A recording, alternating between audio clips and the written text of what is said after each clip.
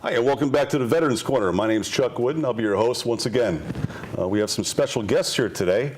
We're actually be talking about a subject that's been a subject that we've been trying to get on this show for quite some time, and it's women veterans, women in service.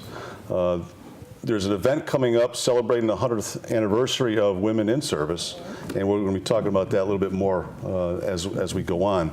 But I'd like to start by introducing our guests. And to my left, we have Gary Wallace. Gary's a captain with the Middletown Police Department. He's operations specialist, second class when he was in the Navy. And to my right, we have Dennis Salzer. Dennis was a senior chief electronics technician, United States Navy, also retired. And the best for last, we have Adele Hodges. Adele is retired, United States Marine Corps, senior vice, what was? Marine Corps League. Senior vice from Marine Corps League. You were also, what was your rank? Colonel. Colonel. Listen, thank you very much for the three of you for being here. Very welcome. And on behalf of the viewers and the crew here at the Veterans Corner, thank you for your service. Thank you, Chuck. Thank you, and welcome. Thank you. Welcome. You know, there's a lot of material to be covered here, and I guess we'll just jump right into this. Adele, I guess we'll start with you. You had many women working for you. How did you find the social climate where you were to be at the time when they were working for you?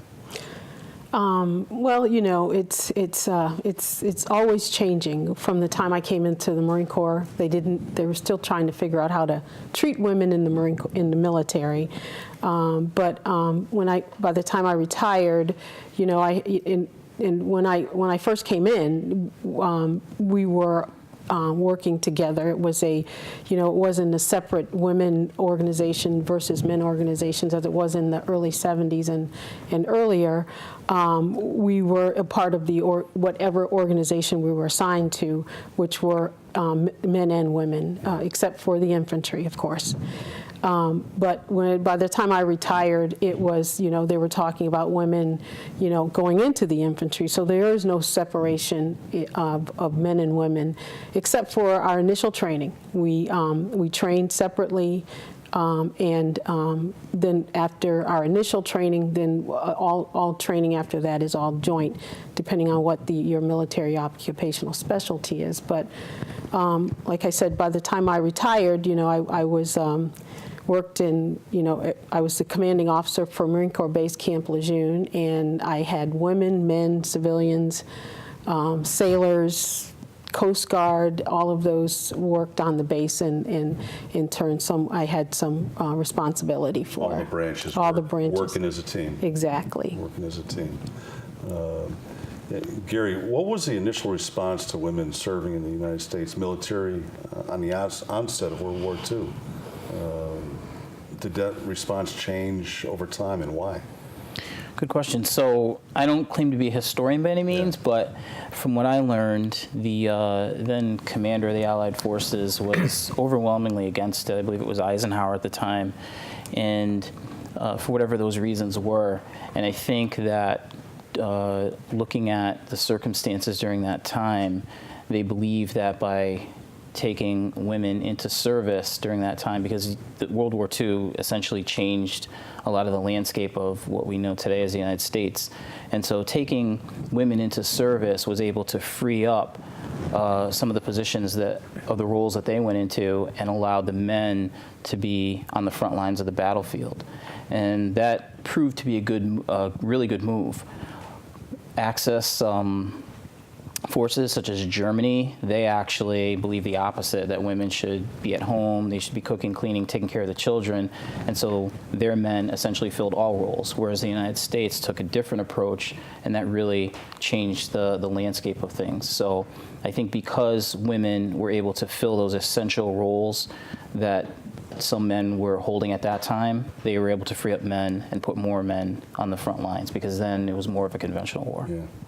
You know, for those that stayed home here in the States, how did their contribution, what contribution did they make supporting the armed forces? Sure. So a lot of men, obviously, who went away to serve left jobs wide open. And at the time, the United States had many of those positions needing to be filled, and they weren't traditionally roles or jobs that women would take, but women really stepped up, and they went into manufacturing, and they went into automotive, and they went into a lot of the industry jobs that men had left vacant. And so the United States was able to kind of stay efficient in its output and its producing, and basically stay on track to be able to support the armed forces, because a lot of the things that the military needed were made right at home. Yeah. So that was really important for the United States at that time, that women were able to step up into those roles and really get out there to not just support the family, but to support the military and the men who were out there fighting. Yeah, women back home, not only did they join the military, but as he said, they supported those roles back home that men were not allowed to fight. So in turn, women actually kind of helped. You can say women helped win the war. Yeah. Back at home, supporting the causes. Rosie the Riveter, they went into the factories where they weren't, but unfortunately, when the war was over, they had to go back home to raise children. But they say they sold war bonds. Yeah. Sold war bonds, and they were advocates for supporting the war effort, so that you could say women helped win the war. Although some people don't understand that, had it not been for the women force, it would have been hard. They played a major role. I mean, you've got the forces out there on the front lines, but they couldn't successfully be there if it wasn't for the help that they've had. Exactly. Absolutely.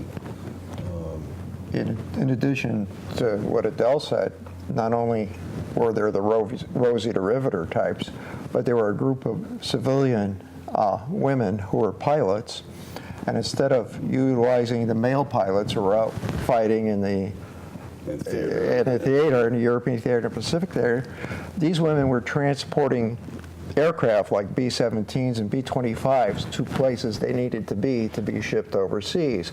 So they were taking men's jobs there, and they only in recent years became recognized as veterans.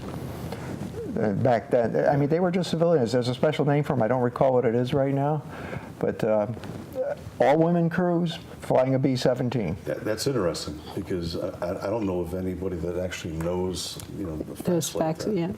It's nice for shows like this to get the word out, on those historic facts, and give recognition when it's due. Absolutely.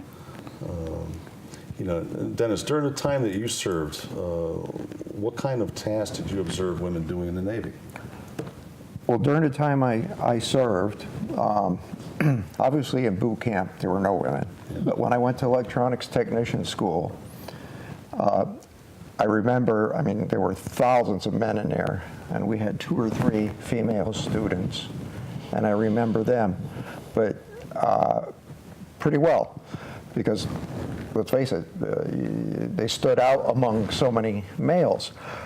But I was at Great Lakes, Illinois, and over on hospital side, where they had hospital corpsman school, there were hundreds upon hundreds upon hundreds of women going in as hospital corpsmen, because they could fill the stateside and the shoreside billets. They didn't go on ships at that time.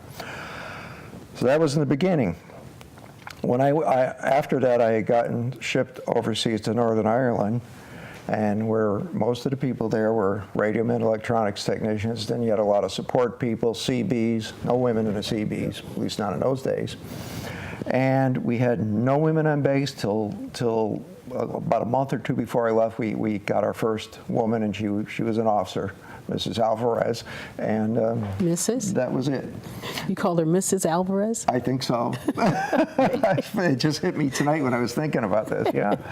And that was the first woman. But as we went on, we saw more. As I went on in the service, when I was stationed at sub base, we had women there working on electronic equipment on submarines. We had electricians' mates. And my time in reserve, by the time I had retired, there were many female officers. I had a whole division when I was the administrative chief petty officer. Everybody that worked for me was a female. So they were all over. But we didn't think of them as being different. To me, a sailor's a sailor, and obviously they're female. But you didn't think that, okay, these are the females, these are the males. You were a division, you worked as a division, and that's the way you managed. Yeah. I think the point you were making is, I mean, they weren't, the women officers were not addressed as their officer rating? The junior officers can be addressed like with males as Mr. up till commander or lieutenant commander. After that, you address them by your rank, like I'm sure in the Marine Corps is pretty much the same way. Colonel? Well, no, we never call our junior, we call them by their rank, not by Did Mr. you? No. Yeah. Okay, because in the Navy, we would call an ensign, could be Mr. Jones. Then he made Lieutenant JG, still Mr. Jones, et cetera, et cetera. And the same thing, to me, that transferred to females as well, Miss or Mrs. until she became I mean, I got out in '83, and it seems like it could have very well been 1883. I can't remember. They didn't have women then. So I was in during the Persian Gulf War. I was in '87 to '91, and just to your point, I do recall men and women being called by rank. So if it was ensign, it was Ensign Jones, for instance. But I also remember during that time, probably around the early '90s, where they were just talking about or implementing women to be able to work on combatant level ships. And so that was new, and history probably tells us with change, there's always a little bit of controversy. I don't remember anybody talking about whether or not women could do the job. Most of the conversation was about how men and women would work together socially on a ship. And so that was what most of the talk was about, which obviously proved to not be, too much of a problem, but that was more the conversation that we used to have. That brings out a good point, Gary. My feeling is in that era, when he started to bring women into combat roles, is I wasn't quite comfortable with it, not because they couldn't do it, it's because my feeling was men protect women. Women don't get into dangerous situations the way I was brought up. And for a daughter, a sister, a mother to be in a combat role, I couldn't wrap that around my head. Now, I don't have an issue with it because it's so common. And I think they're doing a fabulous job from everything I've seen in the news, everything I've read, all the magazines I've read about women doing work. Women I know who have served and are serving and have served up until recently. I mean, I don't see any issue. But I had that sense of protection, as you don't want a girl to be. You were brought up in that generation. Yeah, and now that I'm thinking about it, I still, that's still there. I mean, I think if I were in combat with you, I'd be trying to protect her. Well, that's how you were brought up. Yeah. I mean, times have changed. Exactly, and nowadays there's no such thing as the front line. With today's asymmetric warfare, women in support roles will be in combat. So that's why they're looking more at trying to put women more in the combat arms, MOSs, or military occupational specialties, so that they can protect themselves. And it's not being more of aggressor. It's where you find yourself in whatever position you're in, because the front line can be right at your support door, and you have to fight to defend yourself. Being the aggressor is new to women in their the combat arms MOSs now, being the aggressor, but there's no such thing as that front line, and it could the enemy can be right at your front door. Exactly. Our commandant said that we'd be fighting in the future a three-front war, where we'd be giving. I got to stop saying on. Excuse me. Yeah, that's all right. So we'd be we'd be fighting with guns, on one block, Yep. and the next block we'll be handing out food, and on the next block we'll be providing humanitarian assistance. So, and we'll be providing security assistance on one block. So it's like, depending on where you are in the conflict, you can be doing all of those things in any MOS. So that's why the role of women in the military is changing so fast that it just depends on what the next war is going to look like, and we have to be prepared to fight that war. And it seems like every war, as we go on, the face of it changes. The face does change, as far as how it's fought. Exactly. The days of everybody lining up with the infantry and just going at each other, it's long gone. It's gone. The technology now has taken over, Right. which obviously it puts less of our troops in harm's way.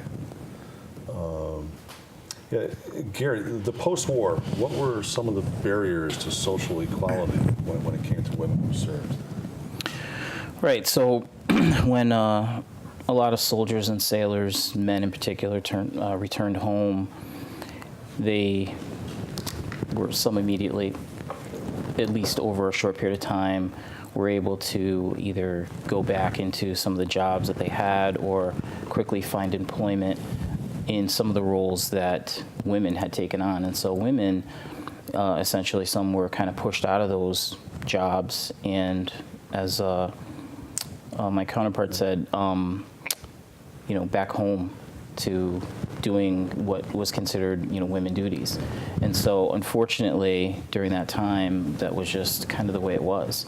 So men would come home, they would get their jobs back, or they would be able to get some of those jobs that women had, in the roles that women had filled. And I don't think that would ever happen today. Today, it's a totally different era. When people go away to the military, their jobs are held, or if they join the military and give up their job, they don't necessarily get it back. So socially, it was just kind of the way it was. But I think that also probably, if we're talking about economics, it probably boosted the unemployment rate a bit when women were forced out of their jobs, and probably gave them a little bit of a disadvantage when it came to things like, promotions and other employment opportunities when they were just literally forced out. So unfortunately, that's just what history showed us. It's amazing how fast these shows go. We got 25 minutes, and it seems like, we just started. We've had a great conversation here. How would you guys feel about coming back? Absolutely. Love to. For a second part. Sure. For veterans, we'll be here. Yeah, We'll be here. It'd be great to have a part two. There's so much more to talk about. What I'd like to touch on real fast, briefly on this show at the end of it, we've only got like a minute left, but if you can just maybe zoom in on this, and maybe you can tell us real briefly, and we'll touch base on it on the second show. But when this airs, I'd like to get this out also. Sure. Who wants to touch on this as far as... Well, this was a program that was started with recognition of women in the military and their 100th anniversary. We did a program for women Marines. The Women Marine Association pulled together about 11 women to recognize and provide them with their World War II Victory Medal. A lot of these women who got out of the military, they went back home and they literally gave up their themselves as war veterans. You know, a lot of them married war veterans, so the husband became the war veteran. So we want to recognize all women veterans from all women veterans, but specifically World War II women veterans, so that they can, you know, they can come out of the woodworks and say, you know, I served, I did this, and I supported the cause for World War II, and I supported the military in the United States for World War II. And so this is a recognition for them, for those women. And we'll certainly touch more on that on the next show. Absolutely. But listen, it was really nice having you here. Yeah. Thank Thank you. you. Thank you very much. Appreciate it. Awesome. Thank you. Appreciate it, Chuck. You know, Been a pleasure. you know, these shows go by so fast, and there's so much material that needs to really go out there, and it's amazing how fast. I mean, they used to be 30 minutes long. Oh dear. But you know, an extra 5 minutes actually was pretty nice. And we've certainly seen, I've seen it being out here, you know, the difference. But with that being said, the next show we'll discuss a lot of the stuff that we didn't get to today. And I know that we can actually go to 3 shows, but we'll try to put it into a 2-part series. With that being said, that's about all the time we have here for the Veterans Corner. We hope you've enjoyed the show and found it very informative. Special thank you to our guests. Thank you. Once again, thank you for being here. My name is Chuck Woodin. You're watching the Veterans Corner. Have a good night.